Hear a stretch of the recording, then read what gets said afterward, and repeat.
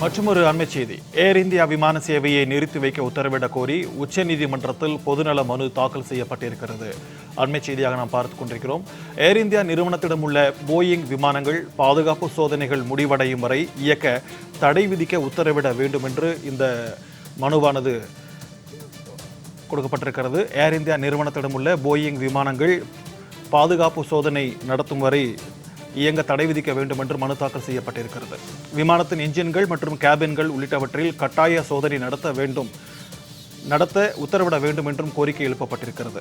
ஏர் India விமானத்தில் கடுமையான குறைபாடுகள் உள்ளது என்று மத்திய விமான போக்குவரத்து இயக்குநரகம் கண்டறிந்த பிறகும் நடவடிக்கை எடுக்கப்படவில்லை என்று அந்த மனுவில் குறிப்பிடப்பட்டிருக்கிறது. வழக்கறிஞர் அஜய் பன்சால் என்பவர் உச்சநீதிமன்றத்தில் தாக்கல் செய்துள்ள பொதுநல மனுவில் இந்த குற்றச்சாட்டானது பதிவு செய்யப்பட்டிருக்கிறது. அண்மை செய்தியாக நாம் பார்த்துக் கொண்டிருக்கிறோம். டெல்லியிலிருந்து சிகாகோ சென்ற விமானத்தில் ஏசி இயங்கவில்லை, பொழுதுபோக்கு அமைப்புகள் செயல்படவில்லை என்று அந்த மனுவில் தெரிவிக்கப்பட்டுள்ளது. இது தொடர்பான கூடுதல் விவரங்களோடு நம்முடன் இணைகிறார் சிறப்பு செய்தியாளர் யோகேஸ்வரன். வணக்கம் யோகேஸ்வரன். ஏர் இந்தியா சேவையை நிறுத்தி வைக்க கோரி இந்த பொதுநல மனுவானது தாக்கல் செய்யப்பட்டிருக்கிறது. இது குறித்த கூடுதல் விவரங்கள்.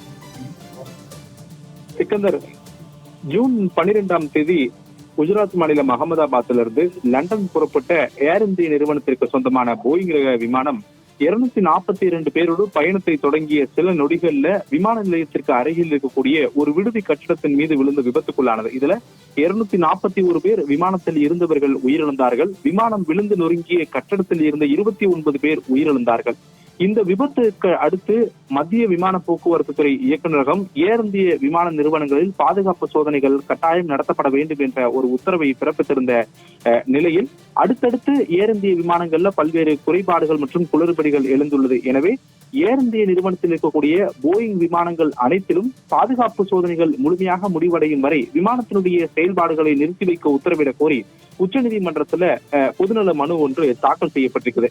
இந்த மனுவை யார் தாக்கல் செய்திருக்கிறார் என்றால் வழக்கறிஞர் அஜய் பன்சால் என்பவர் உச்சநீதிமன்றத்துல இந்த பொதுநல மனுவை தாக்கல் செய்திருக்கிறார். அந்த மனுவில் அவர் குறிப்பிட்டிருக்கூடிய சாராம்சங்கள்: கடந்த மே 20ஆம் தேதி வழக்கறிஞர் அஜய் பன்சாலும் அவருடைய மனைவியும் டெல்லியிலிருந்து ஏர் இந்திய விமானம் மூலமாக சிகாகோ சென்றதாகவும், விமானம் டெல்லி விமான நிலையத்திலிருந்து புறப்பட்டு உயரத்திற்கு பறக்கும் வரை விமானத்துல ஏசி செயல்படவில்லை முழுமையாக.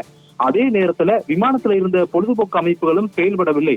இது குறித்தெல்லாம் ஏர் இந்திய நிறுவனத்திடம் முறையிட்ட போது அவர்கள் 10,000 ரூபாய் இழப்பீடை மட்டும் வழங்கினார்கள். ஆனால் இது இழப்பீடு சார்ந்தது மட்டுமல்ல, பாதுகாப்பு சார்ந்த விஷயங்கள் என்ற ஒரு காரணத்தினாலே உச்சநீதிமன்றத்துல இந்த பொதுநல மனுவை தாக்கல் செய்திருப்பதாக தெரிவித்திருக்கிறார். மிக முக்கியமாக ஏர் இந்திய நிறுவனத்திடம் இருக்கக்கூடிய போயிங் ரக விமானங்கள்ல பாதுகாப்பு சோதனைகள் முழுமையாக நிறைவடையும் வரையும் ஏர் இந்திய நிறுவனம் போயிங் விமான சேவையை நிறுத்தி வைக்குமாறு உத்தரவு என்பதை பிறப்பிக்க வேண்டும் என மனுவில் தெரிவித்திருக்கிறார்.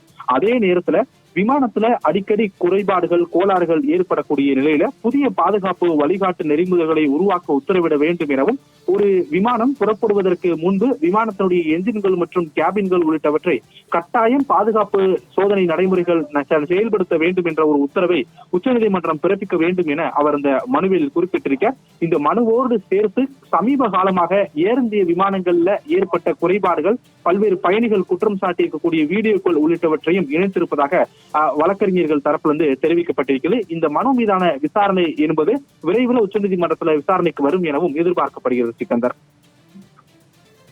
விரிவான தகவல்களுக்கு நன்றி யோகேஸ்வரன்.